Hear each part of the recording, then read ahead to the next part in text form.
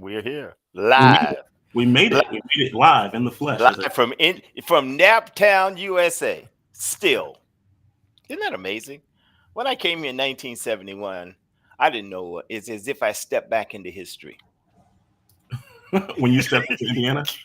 Yeah, Yeah, yeah, after being in and around D.C. and stuff, New York, uh, yeah.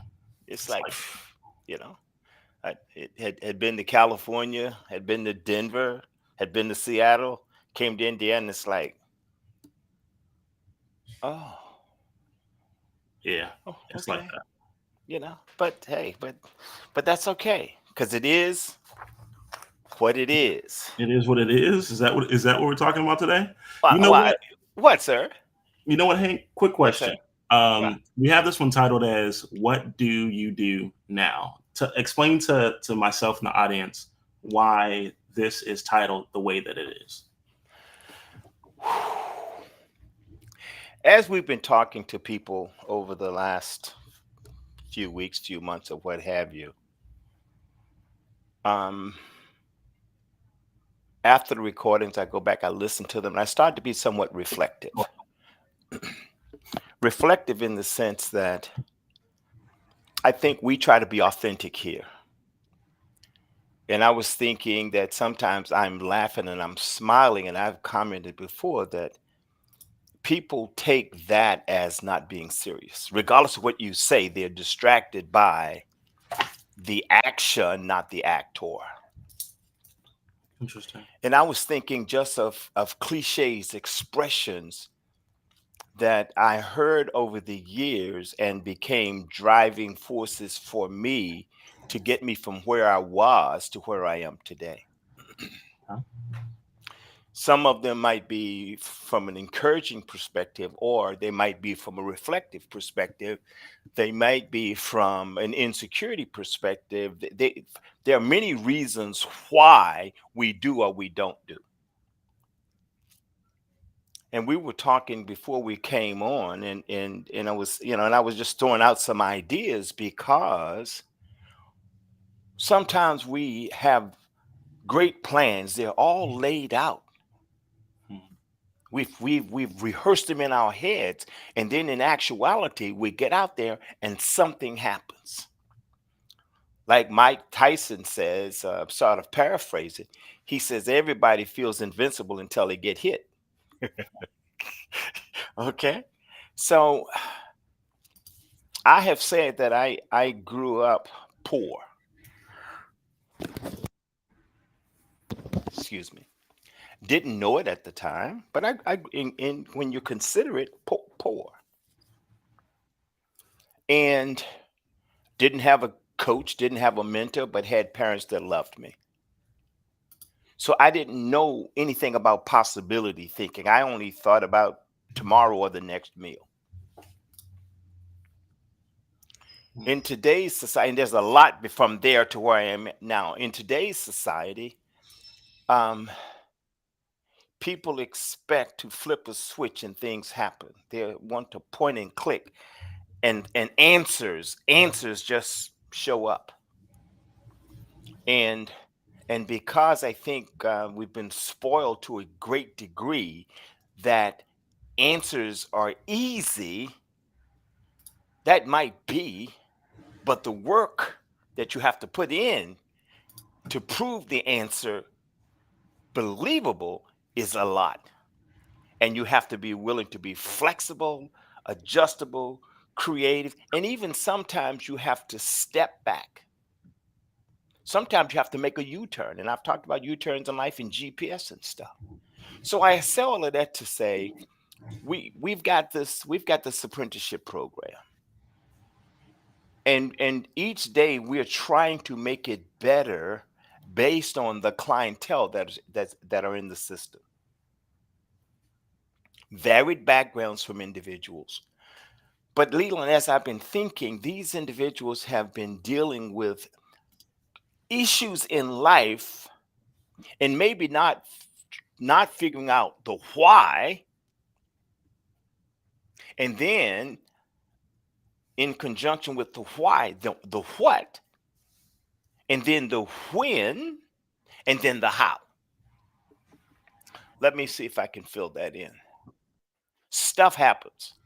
And sometimes we spend a lot of time trying to figure out, why did this happen to me? Why can't I get ahead? Who's out against me? Okay. And then if we sit back, I think if we sit back and figure out, what, dang, what am I going to do about my current situation? And some just pray. I have no problem with praying. But then the point is, when God answers, because he does, do you follow his guidance?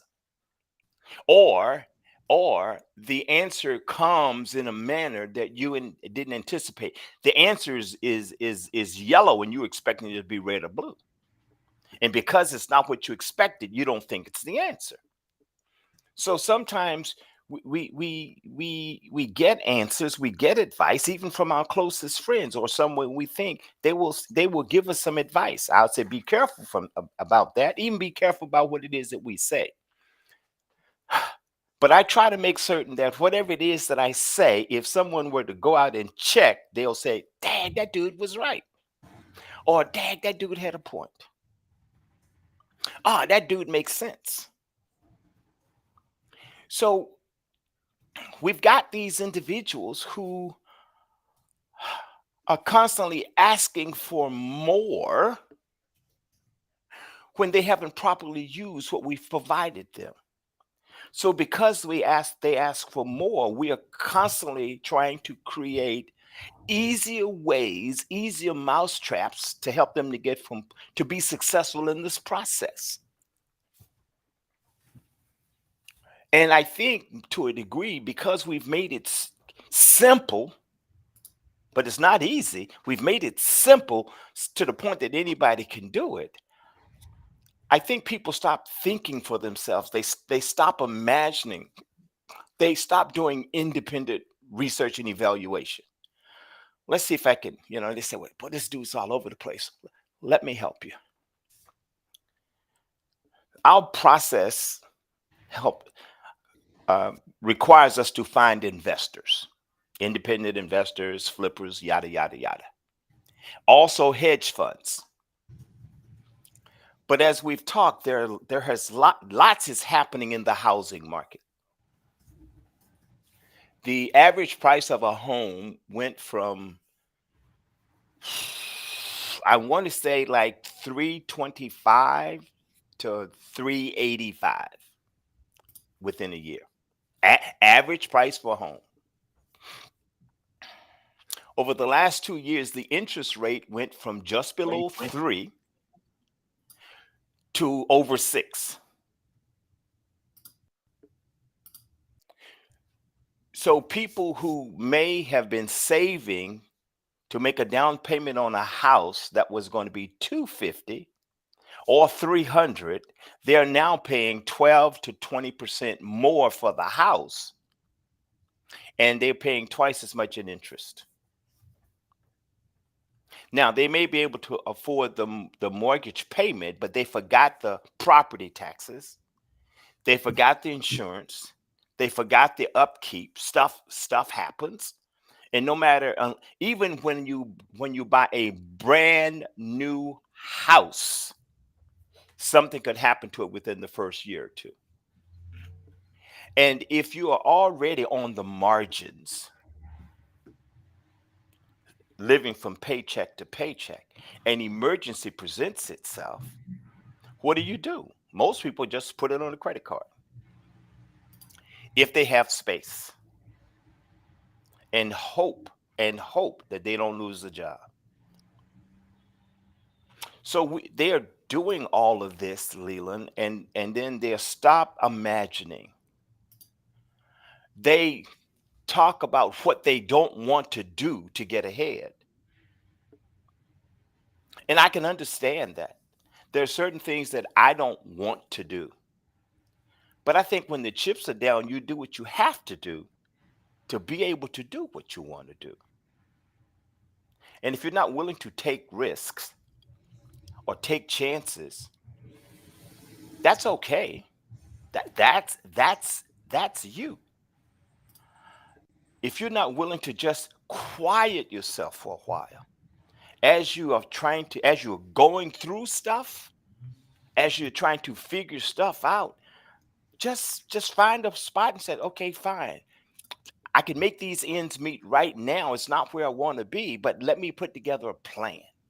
So one of the first things people do when they want to make extra money is go out and get a part-time job. And those same people say, man, I don't have time for this, I don't have time for that, but they have time for a part-time job making $10 an hour, maybe 15. So now they're basically working two full-time jobs and still can't make ends meet, and they've been doing it for 2 or 3 years. And that's the new normal, and they're okay with that.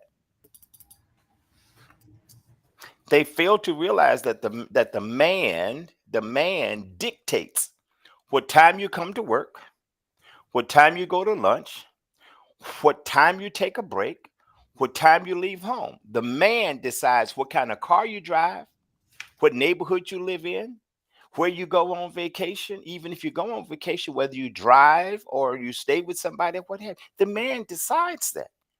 And if you are okay with that, I'm okay with you being okay with that.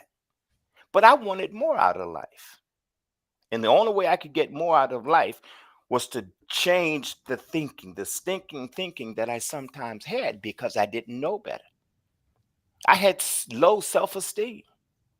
I was criticized and ostracized and teased, all of those other things that made me feel inferior. Didn't think I was worthy. Didn't think I would ever amount to anything because people had said, boy, you'll never amount to anything. You'll never be nothing. Okay. So our backgrounds are paying a heavy toll and playing a major role in our current situation. Why? Again, we talked a few weeks ago. We all got baggage. And if we don't do something about our baggage, there's nothing we can do about the trip that we're on. Hmm. You can't take a steamer truck on on an airplane. They've got requirements. If it doesn't fit in this little box, you can't take it on. What's up here, Leland? What's in the mind of this might sound harsh. I don't care, but it's when I'll go and put that precursor out there. What this basically boils down to is people not believing that they are deserving. And I'll put it this way. As many of you guys know, I have younger children. And Wonderful kids.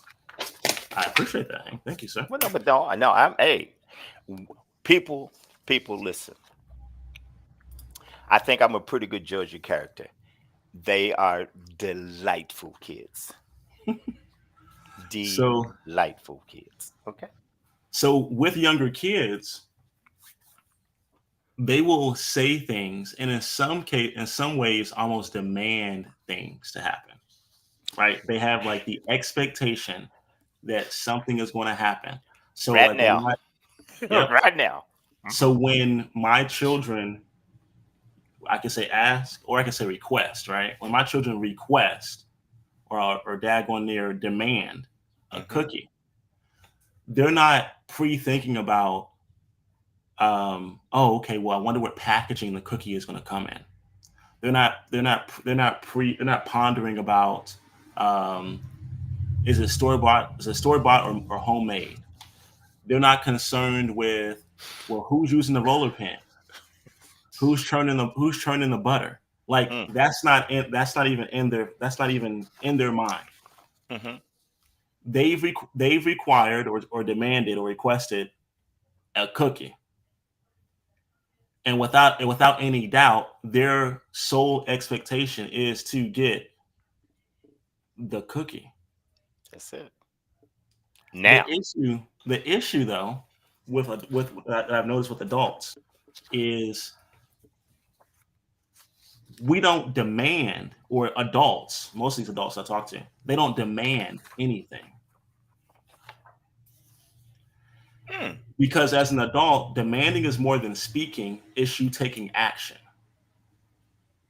As a child, if you can't reach to the top counter, and I'm as a parent, of course, I don't want you to climb up, you know, flights of stairs to reach, a cookie jar.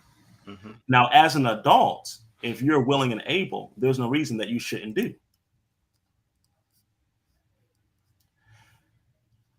Too Wow. often, people are willing to meet the demands of someone else. And then as time progresses, they wonder why they're not able to meet the desires of themselves because you haven't demanded a damn thing for Mm, yourself. mm, mm. You didn't demand anything for yourself. You didn't take true action on anything. You weren't consistent with anything. You're expecting to erect the Taj Mahal, and yet you're not even consistent enough to build a one bedroom. Mm, mm, mm.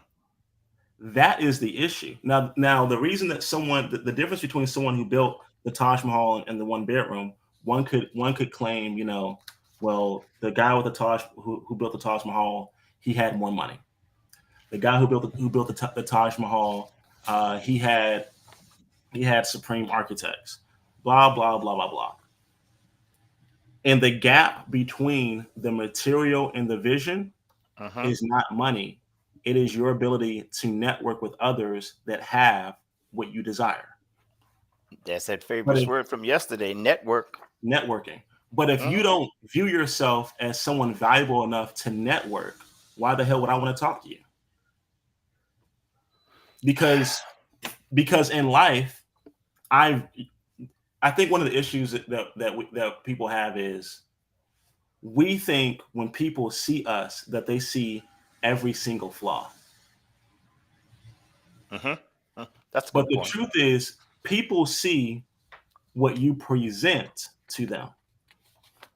And if you're walking around kicking rocks with your head looking on the ground, now, granted, of course, are there people who are prejudiced? Yep. Are there bigots in the world? Absolutely. Uh-huh. It is what it is. However, just because someone thinks lowly of you, it does not mean that you need to think lowly of yourself. Wow. Leland, Leland, I know this gets heavy sometimes for people, but I was just sitting here thinking. Again, I said I've been reflective of late.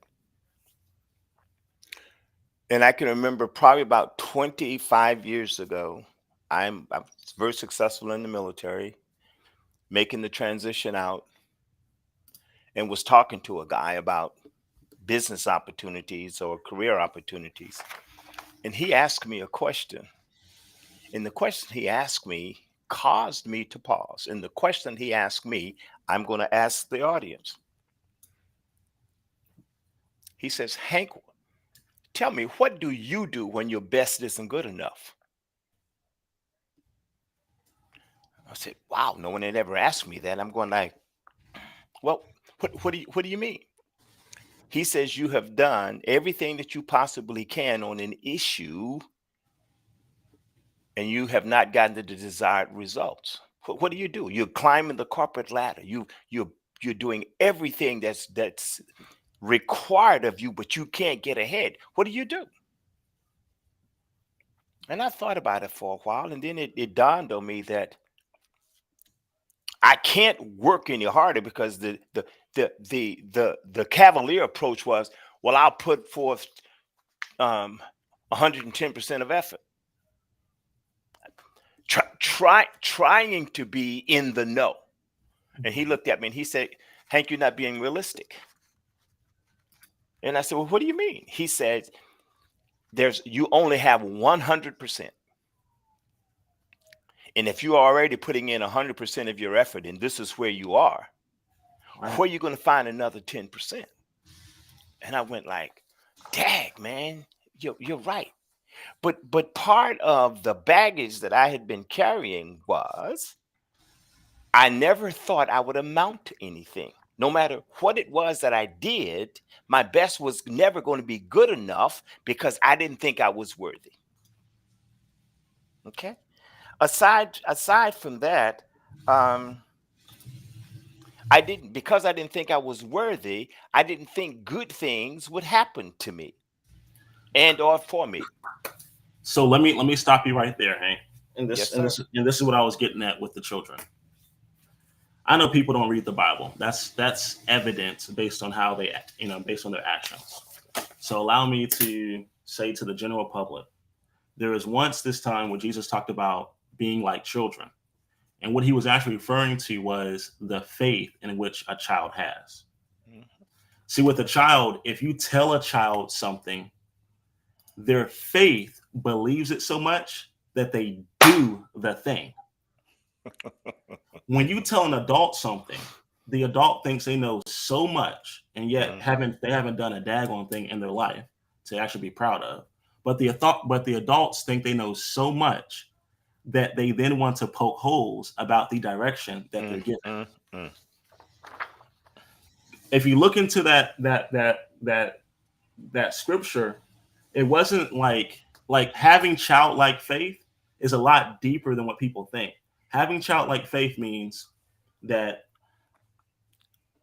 if Hank blindfolds me and tells me to walk forward for a half a mile, a child would do what, Hank? Do, Would put the blindfold, or if the blindfold isn't already yeah, on, yeah, that's right. they And would try and follow run me. forward Yes. and with the excitement and joyful expectation of good. The word hope in the New Testament, Hmm. which is when Jesus was written, right? Those stories. The word hope there is joyful expectation of good. An adult, you put a blindfold on an adult, and you tell them to walk. You tell them to walk 15 paces forward. They got 1,000 questions. Hmm. They got a Hmm. thousand questions No, because they take the blindfold off. they got they a be thousand questions, they and be then trying to peep. Yeah. if they do Hmm. choose to walk, the Hmm. pitter patter or they're slowly walking one foot in front of the other. There's no Hmm. true faith in that because there's no true expectation of good, and therefore the action is that like they don't expect the good, so therefore the action that they expect is not the good. You know,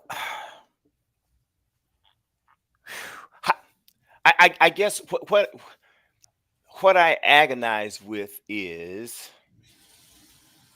how do we get people to believe in themselves? I mean, truly believe in themselves, feel that they are worthy, that they are good enough, that they have abilities. They are not the best and the brightest, but they're okay. How do we, how do we get them to that? Because we've got a lot of people walking around trying to impersonate or they become imposters. Okay? They try to make people feel, think, believe that they're all of that and a Big Mac. Oh, not a Now, big. I'm not slamming you. I'm just saying until you come to grips come to grips of who you are, and you've been talking biblically and whose you are, and it doesn't matter your faith. I think everybody has a fundamental feeling, value, perspective of religion or spirituality. What does it teach you? And then are you following whatever it is that you're being taught? And if you are authentic, I think you can be transparent because you. I used to worry about what people thought of me. What I learned in reading a little book called Skill with People is people don't think diddly of me. They don't care about me. They care about themselves and they care about what I can do to better their situation or their circumstance. And it goes back to the Greek quotient we talked about yesterday. Okay. And Leland, you and I have talked about our sincere regard, love, and affection for one another. And I don't know when it happened. You don't know when it happened. It happened, and we have a very unique relationship and understanding. Yeah. And as a result of that, we are constantly trying to make one another better without criticism or judgment. I say that to say, are we perfect? Gotten. Are we there yet? Always going. Always going. Always going. Was talking about wholesaling and the hedge funds doing stuff. That door closed. What door? We talked about this. What door may have cracked open just a little bit that we were aware of, but we put it on the back burner because we wanted to do wholesaling. You know what I'm talking about? Mm-hmm. The Th- investments. I'm sorry. What kind of investments? Some big investments. Big, bigger investments than a house. Hmm. Bigger investments than a quadruplex. And it's like, wow. And all we had to do was pick up from there and make a few phone calls, and we back in the hunt for that. Why? Because, as I say, people aren't paying attention to what's happening around them. They're so self-centered, and they're dying in their own personal environment. Self-centered. What do I mean? Average person got a pay raise of maybe 5%, 4 to 5% last year. Mm. Now, if you wanted to make $5,000 extra last year and your raise was only 5% of your 50,000, you didn't get there. If you were saving for a house or saving for a car and your raise was 5%, you're not going to get there. If the house that you were looking at went from 250,000 to 385,000, you're not going to get there. So then you start looking inwardly at yourself and saying, well, damn, I'm not worthy. Something's wrong with me. I can never get ahead. Wait a minute. Take inventory. Is it possible? Then if it's possible, find somebody who can help you. Your buddy that you party with, that you bowl with, that you go to the club with, that you go to the gym with, that you sit beside at church, that's not the person. Why? Because that person is doing the same thing that you're doing. That's right. Now, I'm not saying you're going to need to go find somebody. I'm saying you need to find a solution. And as you're walking that path, you're out there jogging, you get on that bicycle in the spin class, okay? And you look around and people are doing better than you are on this bicycle, and you think something wrong with you. No, it's not. They've been doing it for 6 months. They've been doing it for a year. You just started. What makes you think you're so damn good that you can just pick up something and master it overnight? Forget that. You ain't that good. But Somebody been lying to you. absolutely. And if you were that good, you would have done it. You wouldn't be in the spin class. You would be out doing the Tour de France, s'il vous plaît. Why be in the spin class if you're that, I'm saying, hey, I ain't hating on nobody in spin class, please. Don't miss my point. I'm in the spinning class, FYI. Just so you Oh, know. really? Okay. But the point is, I'm not. I got a bicycle downstairs.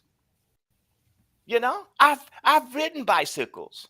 But the point I'm making is it the bicycle, or is it the consistency of an effort? So and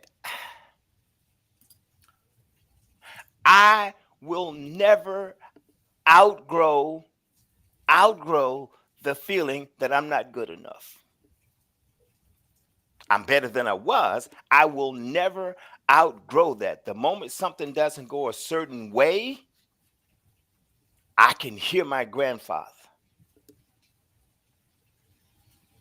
who loved me.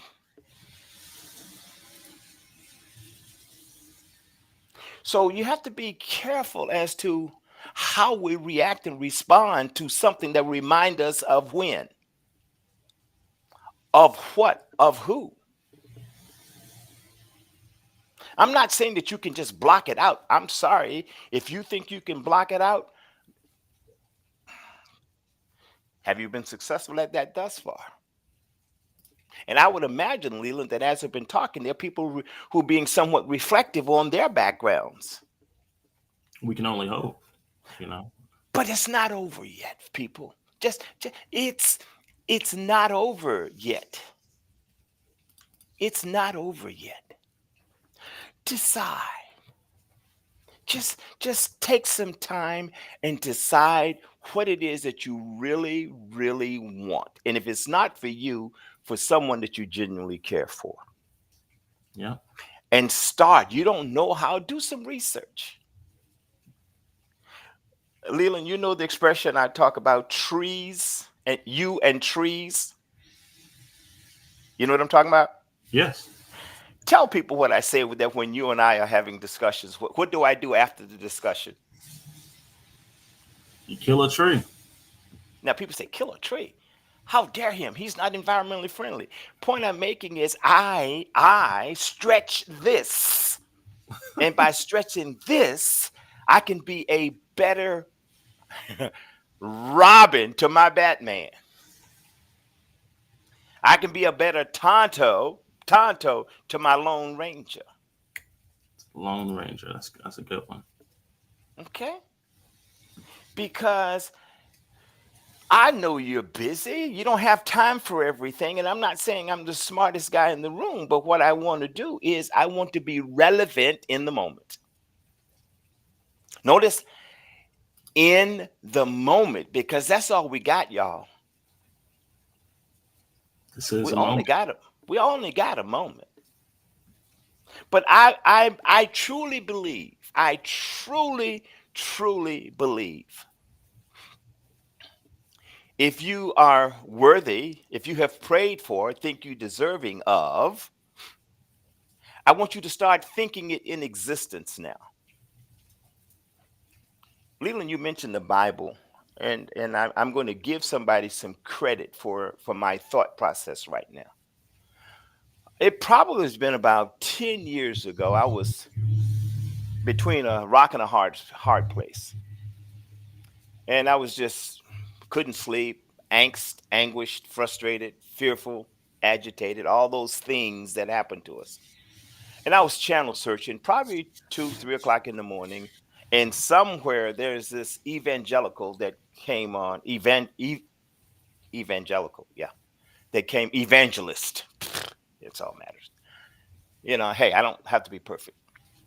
And he was talking, big time guy out of Louisiana, and he was talking to people, and he was saying how there are people who meet him and question and comment on how well he's doing.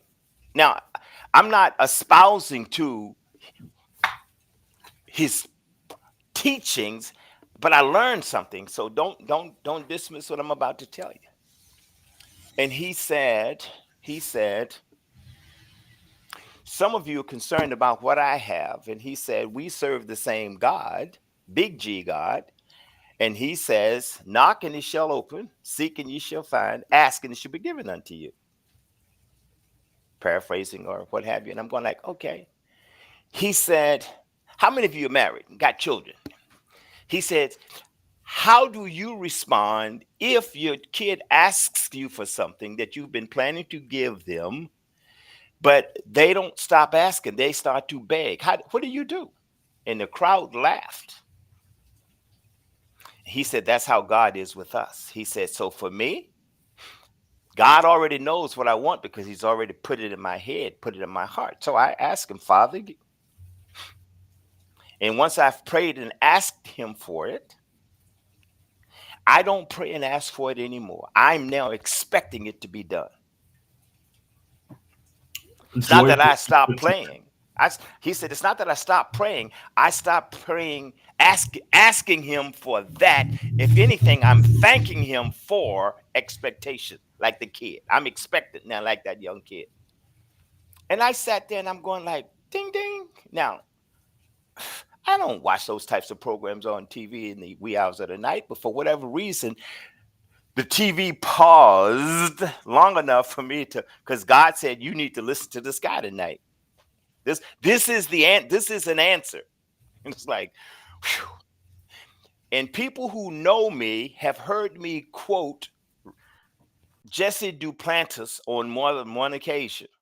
I'm not saying Jesse, I'm not saying Jesse saved my life. I'm saying Jesse helped me to have a different perspective of life and circumstances.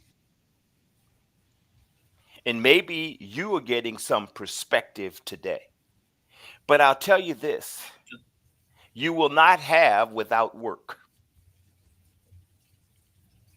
You're not going to have it by playing the lottery. You're not going to have it by going to the casino. White people move. But Okay? they might, yeah, they might. They might think they will, but they're sadly mistaken. But see, they get all eager. I'm going to be honest with you. I don't play the lottery. But when it gets to over $500 million, I buy one ticket. They say, well, why you buy one? Zero ticket is absolute. One ticket is a remote possibility. So my greed quotient kicks. See, I got one. My greed quotient kicks in. Now you're going to say, well, you're stupid. I said, okay, that's fine. Call me what you want. I didn't call you any names. So what makes you so perfect that you can call me names? See, that's what happens to us is we want to call people names. We want to rain on their parade. We want to rain on their excitement about what it is that they want to do rather than lifting them up and said, hey, man, anything I can do to help you? Because it's envious. And yes, envy and jealousy, So people, I hope you realize how this conversation is this is a mosaic of your life. You say, well, not my life. Okay, that's cool. Somebody's life. Because the question is, like I said before, what do you do when your best isn't good enough? What do you do when you're at the end of your rope? Okay? Is that when you blame somebody? Is that when you curse God? Is that when you find fault in the process? Or is that when you take real responsibility and put on your big boy pants? Because until you do that, the only thing you're going to be is a miserable human being. With that being said, I bid you guys adieu. Adios.